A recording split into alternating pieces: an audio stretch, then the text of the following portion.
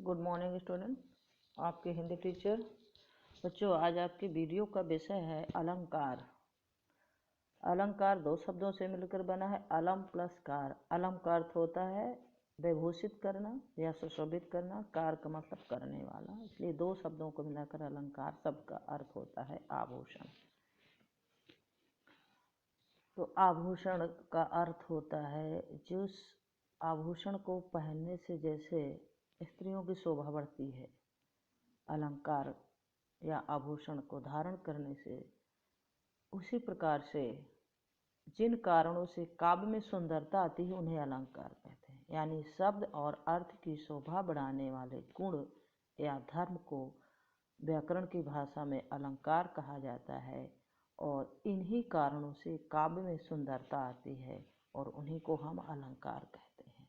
सामान्य तौर पर अलंकार का अर्थ होता है आभूषण या गहना।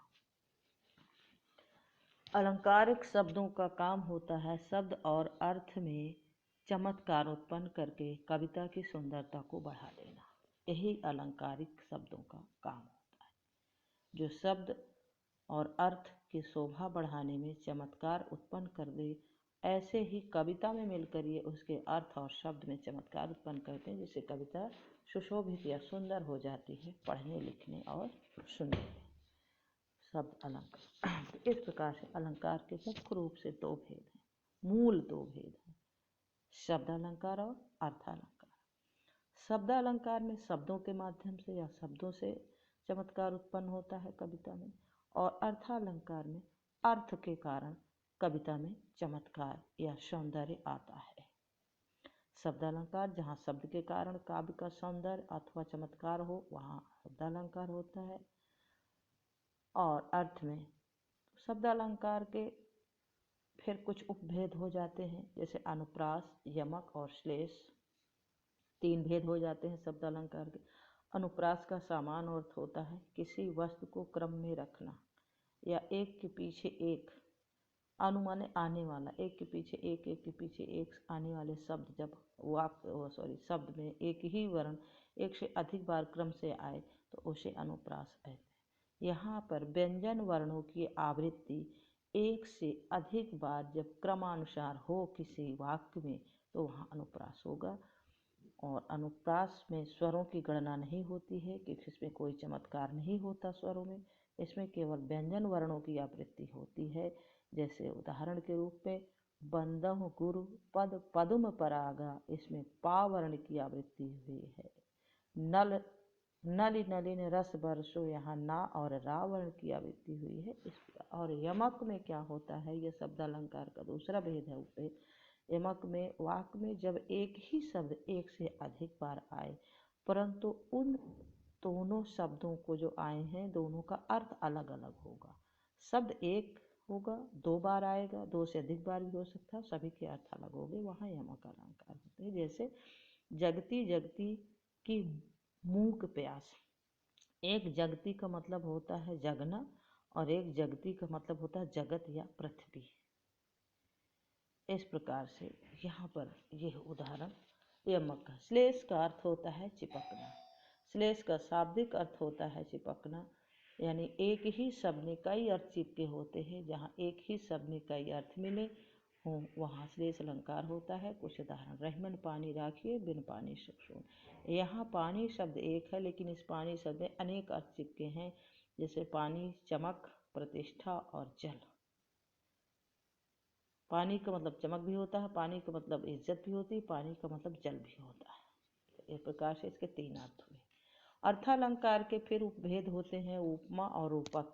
ऐसे तो इसके पांच भेद हैं, उपमा, रूपक, उत्प्रेक्षा, मानवीकरण और अतिशोक्ति, लेकिन इसमें आपके दो उदाहरण दिए हैं। उपमा। उपमा का अर्थ होता है समीप से तौलना या देखना या बराबरी करना। किसी वस्तु या व्यक्ति के समीप दूसरी वस्तु या व्यक्ति को इस प्रकार से समानता बताना कि वहाँ पर दोनों में बराबरी का भाव हो, वहाँ पर उपमा अलंकार होता है। इसीलिए इसको कहा है तौलना या देखना, यानी एक समान तौलना या एक समान देखना। कमल जैसा कोमल हाथ, यहाँ हाथ की बराबरी कमल के फूल से कर दी गई है, यानी हाथ को कमल के समान देखा गया है। ठीक है।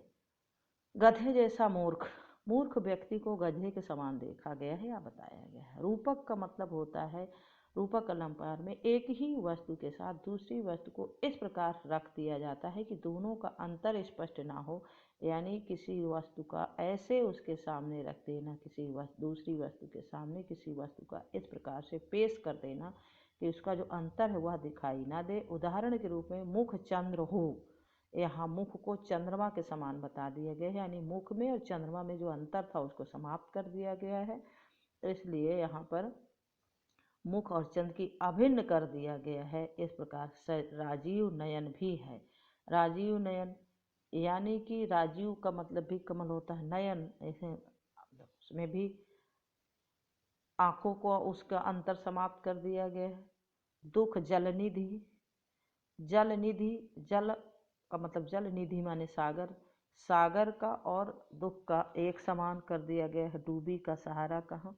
तो इस प्रकार से जब किसी वस्तु को किसी के सामने इस प्रकार रख देना कि उसका अंतर स्पष्ट ना हो, उसको वहाँ पर अंतर होता है लेकिन अंतर वहाँ पर उसके अंतर को समाप्त कर दिया जाता है। जैसे मैं तो चंद्र खिलौना ले हूँ, यहाँ पर चंद्रमा को खिलौना मान लिया गया। अंतर तो है, जबकि वो चंद्रमा है वो खिलौना है, लेकिन यहाँ खिलौने को चंद्रमा को ही खिलौना मान लिया गया है। नहीं, वहाँ पर खिलौने और चंद्रमा का जो अंतर था उसको हटा दिया गया है, अंतर स्पष्ट नहीं हो रहा है, इसलिए यहाँ पर रूपक अलंकार होता है। तो इस प्रकार से आपने आज इस पाठ में पढ़ा अलंकार।